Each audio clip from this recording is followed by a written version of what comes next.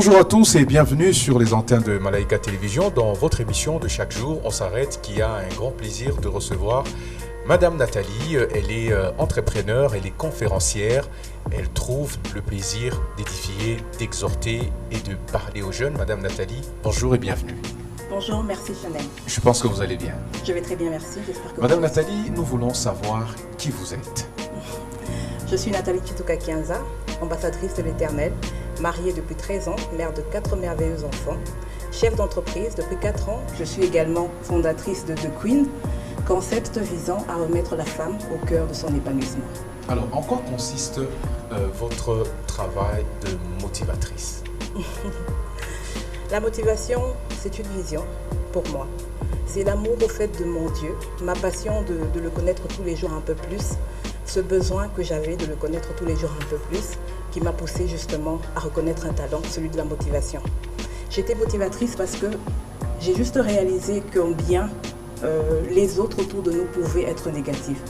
Et quand on n'a que des personnes qui sont négatives autour de nous, c'est difficile de faire ressortir son potentiel et ses talents et d'être vraiment une bénédiction pour cette génération. Est-ce que vous pensez que tout ce qui se passe dans la société vous révolutionne un tout petit peu? Bien sûr. Dans quel sens vous le dites? Oui, révolutionner en tant qu'émancipation, égalité de femmes et toutes ces choses-là. Qu'est-ce que vous transmettez comme message aux femmes en ce 21e siècle? Mon message, c'est qu'il faut que la femme du 21e siècle comprenne qu'il n'y a aucune limite à ce qu'elle peut faire. Il faut qu'elle comprenne aussi l'importance de se connaître. Parce qu'une femme qui s'ignore ne sait pas ce qu'elle vaut. Une fois qu'une femme sait ce qu'elle vaut, elle sait ce qu'elle veut, elle sait où est-ce qu'elle peut aller, elle peut être une bénédiction pour les autres aussi. Parce que je définis la valeur d'une personne comme étant sa capacité d'influencer positivement sa communauté. Comme ma mère dit toujours, on n'avance pas dans la vie tant qu'on n'a rien fait pour autrui. Et c'est pour ça, c'est ça mon combat. Je vais rappeler à toutes les femmes combien elles sont merveilleuses, combien elles sont capables de faire tellement de choses. Il suffit juste de le vouloir. Et aujourd'hui, dans ce concept, j'ai compris une chose, dans ma marche professionnelle, dans mon parcours professionnel, entrepreneurial, même spirituel, j'ai compris que la valeur est très importante. Une femme qui sait ce qu'elle vaut, elle sait où est-ce qu'elle va. Mais aujourd'hui, surtout en Afrique, comme je le dis, je peux le dire, je sais que beaucoup n'apprécient pas, mais je dis toujours que nous sommes nés du mauvais côté du globe terrestre. Parce qu'en Afrique, la femme est beaucoup marginalisée. La femme n'est pas valorisée, alors que c'est elle qui tient la famille. Écoutez, la cellule de base de la nation, c'est la famille. Et ça veut dire que sans femme, il n'y a pas de nation. Mais surtout avec une femme qui se connaît, qui sait ce qu'elle vaut, qui sait ce qu'elle a au fond d'elle, qui connaît son potentiel, qui connaît ses talents, c'est possible de faire quelque chose, et quelque chose d'extraordinaire. Et c'est simplement pour rappeler à toutes les femmes que peu importe ce que nous sommes, qui nous sommes, peu importe d'où nous venons, nous avons tous quelque chose à donner, nous avons tous quelque chose à offrir, parce que nous avons quelque chose en nous. Mais à nous de le savoir.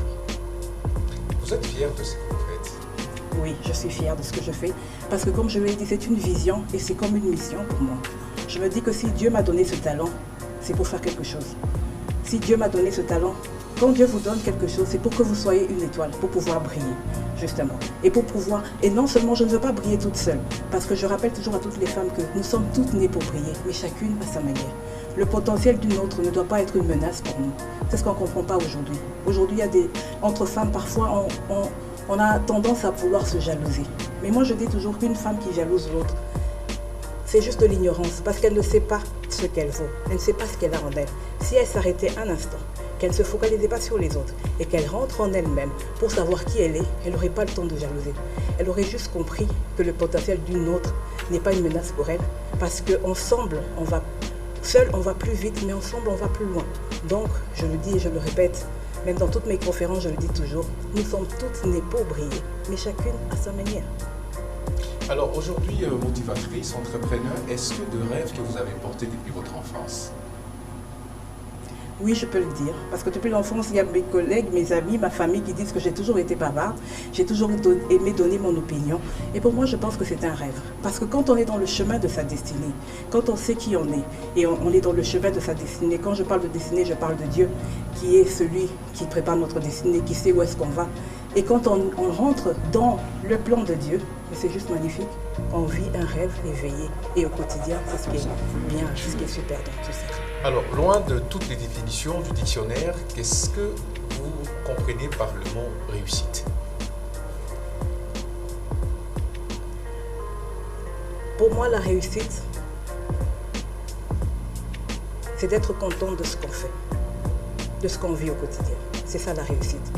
Le mot réussite, il est complexe. Pour beaucoup, je ne sais pas Chanel, pour vous peut-être la réussite c'est avoir peut-être ceci ou avoir cela. Mais pour moi, la réussite c'est d'être heureux. Parce que quand je suis heureuse, c'est ce qui compte. Si aujourd'hui Chanel, on vous donnait une seule journée, on vous dit, que voudrais-tu faire? Je pense que tu voudrais profiter de la journée. Et c'est ça la réussite. Et comment profiter de la journée? En nous rendant compte qu'on est heureux malgré tout. En dépit des challenges, en dépit des difficultés, en dépit de tout ce qu'on peut vivre. Mais on est en vie, on est heureux, c'est ce qui compte. Qu'est-ce que vous constatez dans la jeunesse qui vous place dans une situation un peu inconfortable? Ce qui me place vraiment dans une situation inconfortable, c'est que je pense que les jeunes ont une conception erronée de la vie. Je ne sais vraiment pas d'où ça vient, je ne sais pas, excusez-moi, je ne sais pas si c'est par les médias ou parce qu'ils suivent à longueur de journée, sur peut-être nos chaînes locales ici, ou par la conception et la mentalité inculquée par beaucoup.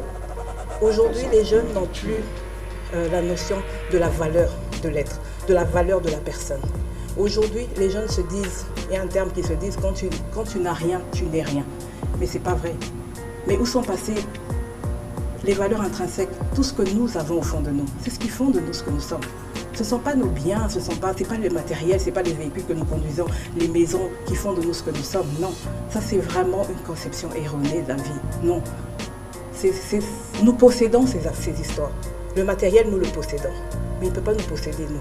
Mais aujourd'hui, le jeune a tendance à remplacer cela et à penser qu'on est quelque chose parce qu'on a ci ou parce qu'on a ça. Ce n'est pas vrai. Idem pour la fonction. Tout le monde aime les titres aujourd'hui, mais peu sont prêts aujourd'hui à assumer la fonction. C'est pour ça que dans le slogan de The Queen, c'est « Pay the bill for your destiny ». Pourquoi? Parce que les gens pensent que c'est très facile d'arriver au succès, c'est très facile d'arriver à la réussite, mais non, ce n'est pas vrai. On n'obtient rien sans effort, c'est pas vrai. Les jeunes d'aujourd'hui pensent que tout tombe du ciel. C'est pour ça qu'ils sont prêts à faire n'importe quoi. Même vendre leur âme au diable aujourd'hui. Même vendre toute leur intégrité, tout leur être pour un bien. Parce qu'ils ne connaissent pas juste la valeur qu'ils ont. Il est temps de retourner à des bonnes résolutions. Les voitures, les maisons, nous les possédons. Ils ne nous possèdent pas. Ça veut dire que nous sommes au-dessus de ça. C'est important de le savoir.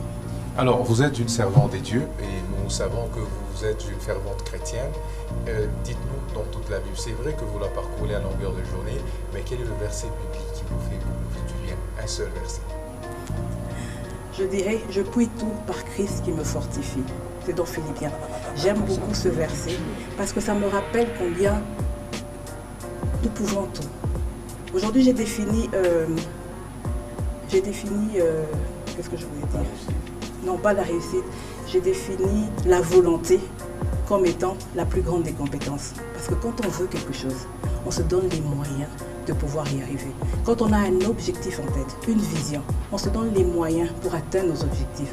Alors c'est pour ça que je dis encore aujourd'hui, la volonté est la plus grande des compétences. Je peux dire la phrase de Michelle Obama que j'aime bien qui dit, que je dis toujours dans beaucoup de conférences, il n'y a aucune limite à ce que nous pouvons accomplir en tant que femmes. Mais celle de la Bible qui dit « Je prie tout par Christ qui me fortifie », ça je l'aime encore. Parce qu'au-dessus d'une simple phrase, d'une simple motivation, il y a aussi une puissance. Comme vous le dites, je médite la parole de Dieu, je la lis nuit et jour, parce que non seulement elle vous informe, mais elle vous transforme aussi. Vous n'êtes plus la même personne, vous ne pensez plus de la même façon, parce que vous êtes aidé par une puissance qui dépasse vos compétences, qui dépasse toute chose et qui vous emmène vers le lieu de votre destinée. Alors Madame Nathalie, dans tout ce que vous faites, c'est quoi votre plus grand rêve? Mon plus grand rêve,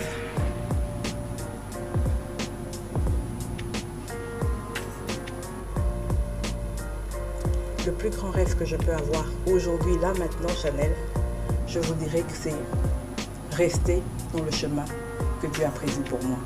Parce que quand on sort de ce milieu-là, on est perdu, on devient vulnérable. Donc je peux dire que c'est ma plus grande crainte. Ma plus grande crainte, c'est de m'éloigner de mon Dieu. Mais mon plus grand rêve, c'est de rester dans son plan. Parce que lui seul, il connaît le plan merveilleux qu'il a tracé pour moi. Et je sais qu'en restant avec lui, je vais vers une destinée glorieuse avec lui. Et votre plus grand projet? Mon plus grand projet, là à l'instant, à court terme, je dirais c'est de Queen. Je voudrais faire une académie. Pourquoi je dis? Parce que, écoutez, on fait des conférences, nous passons 30 minutes, 1 heure. Ça ne suffit pas pour changer une vie. Il y a des gens qui ont besoin d'en apprendre encore plus. Alors je voulais justement que The Queen soit The Queen Academy pour pouvoir donner à ces jeunes, à ces filles, à ceux qui espèrent d'un monde meilleur, à ceux qui croient encore en eux, que c'est possible d'aller loin quand on a la volonté. Et surtout avec le Saint-Esprit comme allié, je pense que ce projet verra le jour. Alors pourquoi vous avez créé cet espace de Queen? C'était quoi l'objectif? C'était justement remettre la femme au cœur de son épanouissement. C'est ça? Vous voulez savoir la signification? Ok. Au fait, on m'a surnommée Queen. Quand j'avais, je crois, 12-13 ans, je faisais du rap. Ce que j'aimais, c'était pas beaucoup le flow ou quoi que ce soit, mais ce que j'aimais, c'était les rimes, les phrases, les tournures de phrases. J'ai toujours aimé toutes les expressions françaises et tout. J'ai toujours beaucoup aimé. Et c'est comme ça que je faisais du rap et tout. Et mon frère, quand j'avais 12 ans, 13 ans, je cherchais un nom de scène et tout. Et il m'a dit, pourquoi pas Queen comme Queen Latifah? Alors je dis, bon, elle c'est Queen Latifah, moi c'est Queen Nat, donc c'est resté Queen. Et c'est comme ça que quand ce concept est venu dans ma tête, je me suis dit, The Queen. Madame Nathalie, est-ce que vous pouvez nous raconter une histoire qui vous a attristé dans votre vie? Une histoire qui m'a attristée. Bon, je parlerai peut-être de l'année 2020, parce que c'est ça le challenge que j'ai actuellement.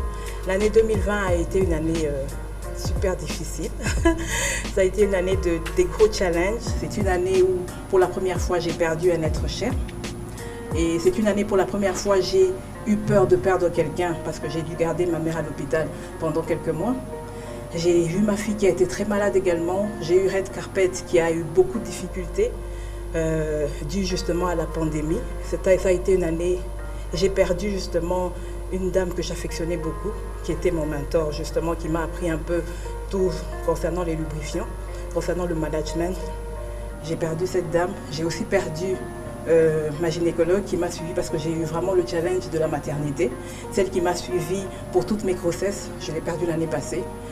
Et il y a tellement de tristesse autour de tout ça. Et tellement de difficultés, mais à un moment j'étais down. Il ne faut pas avoir honte de le dire. Moi je ne suis pas une motivatrice ou un mentor qui veut se la péter, se la jouer, non. Je raconte juste ce que j'ai vécu. C'était une année difficile, mais c'est pour ça que je me dis que quand vous avez Dieu à vos côtés, il peut vous relever. Et je veux dire aux gens aujourd'hui, n'ayez pas peur de tomber. Par moments, tomber peut être bénéfique. C'est vrai, l'année a été difficile. À un moment, je me suis arrêtée, je me suis dit, mais c'est comme si j'avais l'impression que je ne pouvais plus me relever. Mais ce qui est de formidable avec le Saint-Esprit, c'est qu'il vous donne cette capacité de vous relever. Mais vous savez, c'est vrai que c'était une année difficile, mais je vous dirais aussi, Chanel, que ça a été la plus belle des années pour moi. Pourquoi? Parce que ce qui ne vous challenge pas ne vous aide pas à grandir. C'est vrai, quand on passe des moments difficiles, on se plaint, on fait trop de bruit tout autour de nous, surtout nous les chrétiens.